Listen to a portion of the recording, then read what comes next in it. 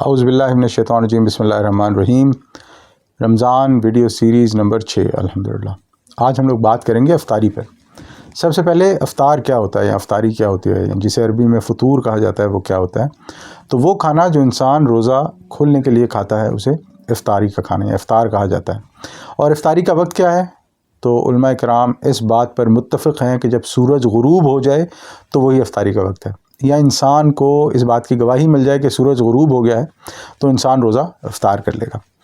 افطاری میں جلدی کی جائے یا تاخیر کی جائے، تو نبی اکرم صلی اللہ علیہ وسلم کا سنت طریقہ یہ رہا ہے کہ نبی اکرم صلی اللہ علیہ وسلم افطاری میں جلدی کرتے تھے۔ صحیح بخاری اور صحیح مسلم کی ایک روایت کے مطابق نبی اکرم صلی اللہ علیہ وسلم نے فرمایا کہ جب تک لوگ افطاری میں جلدی کرتے رہیں گے ان میں خیر موجود رہے گی۔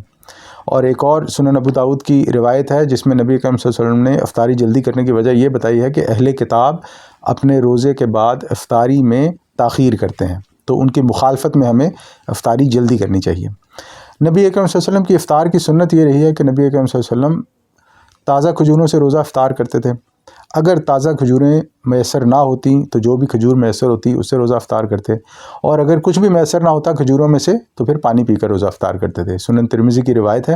اور اسی طرح احادیث میں ہمیں ایک بات اور بھی ملتی ہے کہ نبی اکرم صلی اللہ علیہ وسلم کی یہ سنت رہی ہے کہ افطاری کرتے یعنی چند ایک کھجوریں کھاتے، تھوڑا سا پانی پیتے اور اس کے بعد نماز کے لیے تشریف لے جاتے، اور نماز کے بعد آ کر جو بھی چیز میسر ہوتی وہ باقی تناول فرماتے۔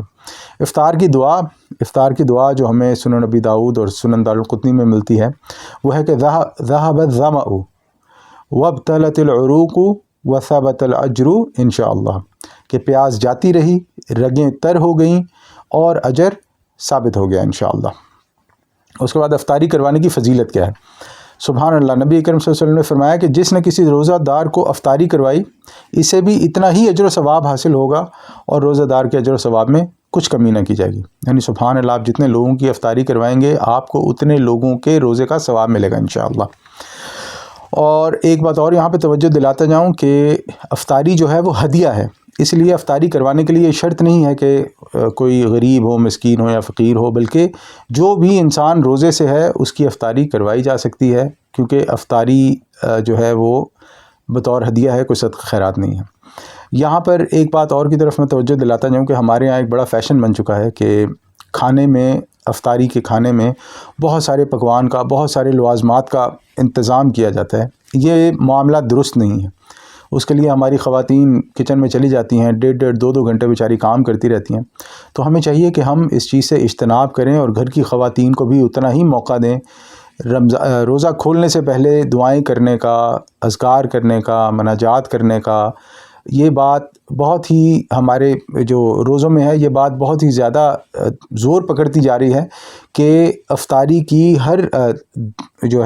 افطاری کا ہر دن جو ہے وہ گویا دعوت کی شکل اختیار کرتا جا رہا ہے۔ اسی طرح ایک اور بات کی طرف توجہ دلانا چاہوں گا کہ آج کل ہمارے یہاں افطاری کی دعوتیں فیشن بنتا جا رہا ہے۔ لوگ بڑی بڑی دعوتیں دیتے ہیں جس میں بڑے بڑے مختلف قسم کے پکوان پکائے جاتے ہیں، جو آنے والے ہوتے ہیں وہ خوب جو ہے اپنے کپڑے اور زیب و نمائش کا جو معاملہ رہتا ہے، یہ معاملہ بھی بڑا خراب ہے۔ اور بلکہ کئی بار تو ایسے ہوتا ہے کہ افطاری ہو جاتی ہے، اذان ہو جاتی ہے، نماز کا وقت نکل جاتا ہے، لیکن کوئی اس طرف توجہ نہیں دیتا۔ تو یاد رکھیں کہ اس قسم کی افطار دعوت جو ہے وہ انسان کے ثواب کی بجائے اس کے لیے گناہ کا معاملہ بھی بن سکتی ہے۔ تو اللہ تعالیٰ سے دعا ہے جو بھی ہم نے سنا اللہ تعالیٰ اس کو سمجھنے کی اور اس پر عمل کرنے کی توفیق عطا فرمائے۔ وآخر دعوانا ان الحمد للہ رب العالمین۔